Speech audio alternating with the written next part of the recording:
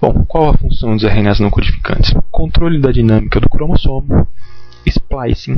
Tá? Splicing é justamente você retirar os intros. Tem um splicing que se chama, principalmente nas células eucariotas, splicing alternativo. Tá? Então você tem uma retirada de intros, mas você tem uma combinação de exons. Tá? Então os exons seriam como diferentes módulos daquele RNA. Então você pode combinar eles de diferentes formas. Às vezes colocando só 2 exons, tipo, tem 6 exons, você tira todos, deixa só 2, ou rearranja alguns, ou às vezes até deixa um intro e coloca 4 juntos, porque isso dá diferentes proteínas. Tá? O número de conformações estruturais de uma proteína é um espaço limitado. Então você tem um módulo de estrutura limitado. Isso é a conformação que dá a função.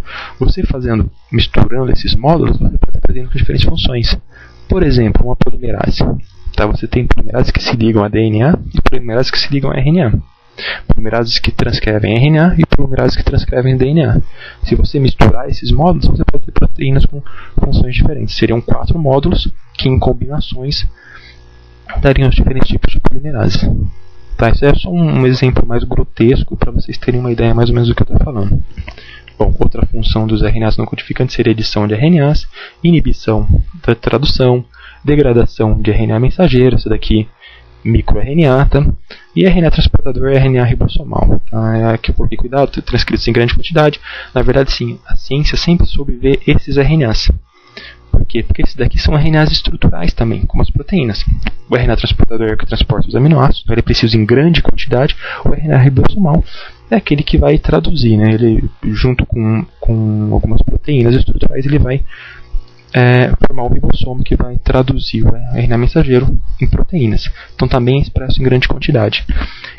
E sempre foi visto uma outra quantidade de RNAs nas células, em todas as células, pequena. Então o pessoal achava que era ou background, alguma coisa que sempre achou que fosse informação perdida. Hoje em dia, a gente já vê isso daqui como, na verdade, uma fração de RNA importantíssima. É um RNA que ele não está ali por acaso. Quando você extrai RNAs de célula, ele não está ali por acaso. E ele está envolvido, sim, no controle da fisiologia celular. Antes, o que era considerado um achado, alguma coisa, um background, hoje a gente já sabe que é uma coisa importante e é o que está sendo estudado mais hoje em dia. Bom, a principal função dos RNAs não codificantes seria de regular e direcionar os complexos caminhos do desenvolvimento celular e do organismo, o que requer uma enorme quantidade de informação. Tá? Então, usando a comparação com o livro de receitas que eu falei para vocês, o livro de receita tem diversas informações. Tempo de forno, forma de mistura e aí por aí vai.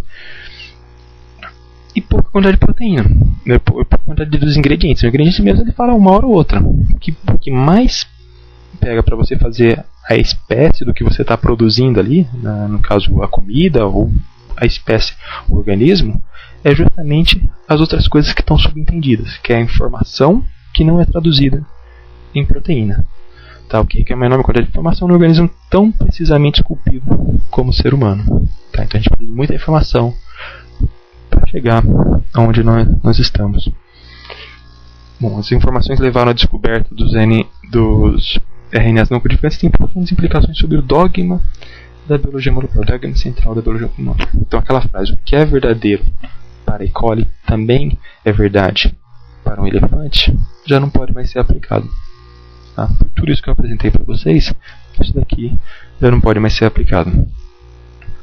Bom, isso que eu apresentei para vocês foi um breve resumo de uma apresentação que eu já tenho. Agora, eu vou tomar a liberdade para ler 2 passagens do livro A Impostura Científica em 10 Lições, de Michel para Contal. Bom, as 2 passagens, claro, estão falando do Sheldrake. Abre aspas. O sistema de Sheldrake não é refutável. Tá? Lembra do Karl Popper que eu falei para vocês? Então, o sistema de Sheldrake não é refutável, porque não tem quadro definido. Não se pode saber em que condições precisas ele se aplica, nem mesmo o que ele prevê exatamente. É uma coisa muito vaga, está mais para pseudociência do que para ciência. Bom, aqui ele segue com alguns exemplos. Uma outra passagem, abre aspas. Uma teoria que verifica o critério de Popper possui um fora e um dentro.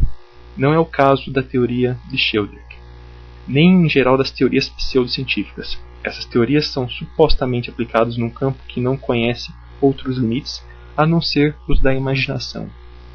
Como observa muito justamente um grande pensador, quando os limites são ultrapassados, não há limites. Bom, vou parar por aqui, fecha aspas, né? Esse é um livro muito bom, está indicado em Postura Científica em 10 lições. Quem tiver a oportunidade de ler, vai estar tendo uma boa leitura. Sobre o Rupert Sheldrake, eu não tinha informações sobre ele, eu não conhecia, sou biomédico formado e confesso que a parte de evolução eu tive mais pós-faculdade, uma coisa mais de interesse meu mesmo, do que na faculdade. Na faculdade acho que tive uma aula só e foi extremamente sucinta sobre evolução, diferente de uma formação de um biólogo ou alguém parecido. Mas é uma teoria interessante o que ele coloca. O inconsciente coletivo eu acho que pode ser separado da teoria dele. E eu acho que o inconsciente coletivo tem até minhas ressalvas e eu acho que pode ser aplicado em algumas áreas. Mas a parte da genética, da ressonância mórfica, eu acho que ele está bem equivocado. Tá? Então ele coloca no material que você colocou. O DNA sozinho não pode explicar a diferença na forma. Algo mais de diferença para explicar a forma. O que eu tentei colocar para vocês nesse resumão que eu fiz foi justamente isso.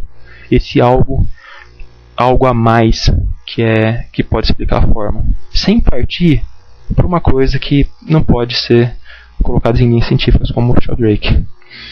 Desse modo, não se trata de algum objetivo, é meramente uma apresentação baseada na fé. Isso ele coloca sobre algumas coisas. No entanto, ele não tinha contato com essas informações que eu coloquei para vocês. Essas informações que eu coloquei para vocês é uma coletânea, tá? Já foi apontada para a Science de 2007 como uma das grandes revoluções de 2007.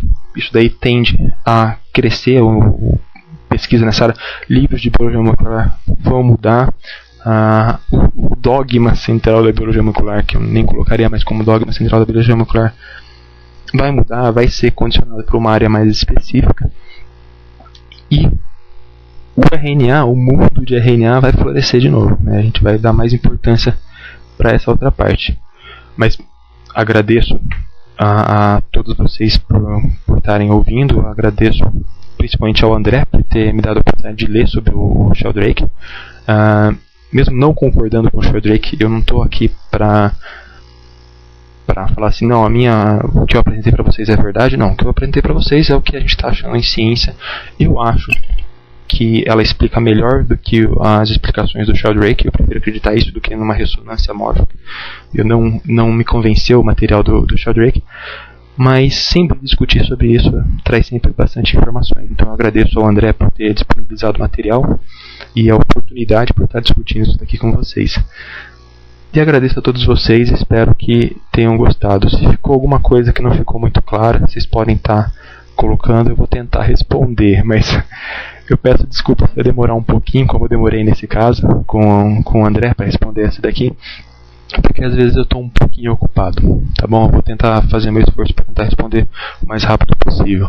Espero que vocês tenham gostado do pouquinho que eu pude apresentar, do pouco que eu sei sobre genética e algumas coisas mais, tá bom? Obrigado a todos e até uma próxima.